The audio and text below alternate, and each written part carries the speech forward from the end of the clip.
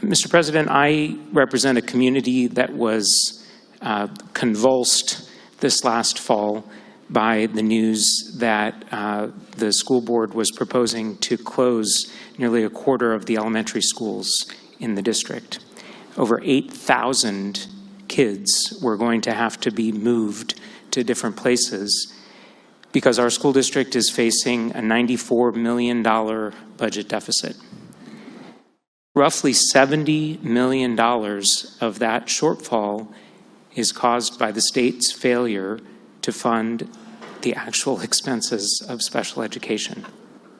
And Mr. President, as I have talked to members from across the state, that story is repeated over and over and over again. When we have children with disabilities in our education system for whom services are required by state law, by federal law, it's incomprehensible to me that we view that as anything other than basic education. And Mr. President, having lived many years in this legislature under supervision from the court because of our failure to fund basic education, I don't want to be back there again. I have the other 5 members of my family in Seattle Public Schools every day, 4 kids at Garfield High School, and a husband who teaches special ed at Roosevelt High School, working with extremely vulnerable kids, some who are nonverbal, several of whom are medically fragile, who really rely on us in the post-McCleary world to provide the resources that they need to get a decent education and have a hope at a future that doesn't involve complete dependence on their parents, family members, or the state.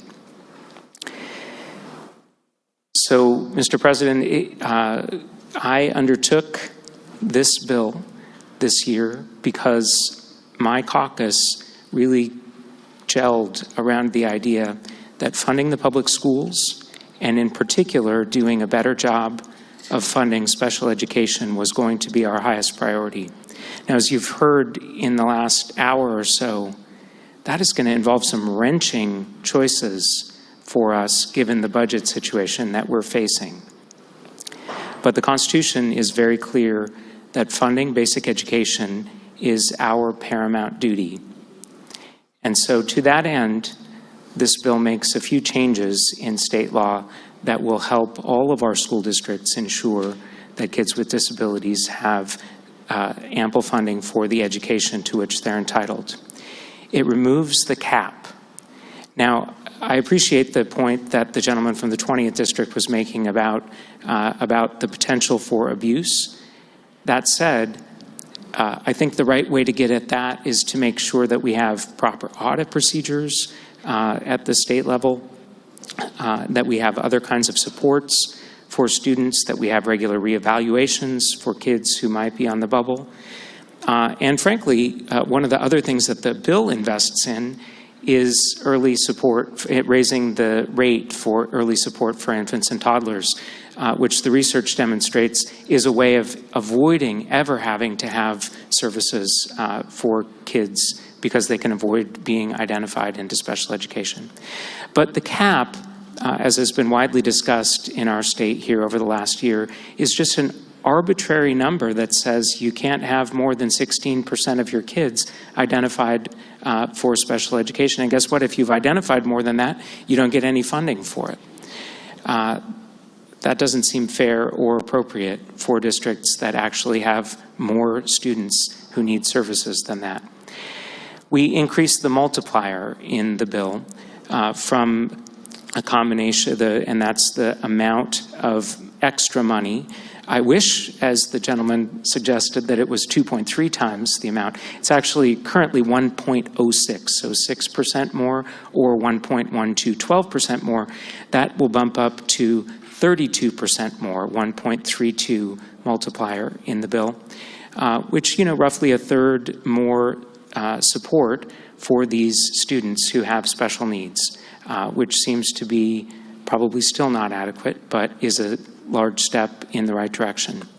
And finally, for the students who have the most needs, sometimes a one-on-one behavioral therapist or a one-on-one physical therapist or one-on-one medical help. I've learned about all of these things through my vicarious experience of kids at Roosevelt High School.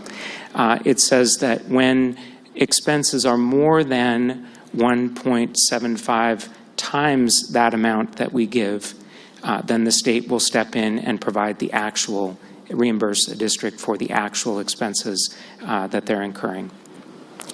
Mr. President, this is a big lift. It is going to be expensive for us, but the fact that it's expensive doesn't change the fact that on the ground we've got kids with special needs who are in our charge and are relying on us to make sure that they get the education to which they're entitled under our Constitution. I urge your support.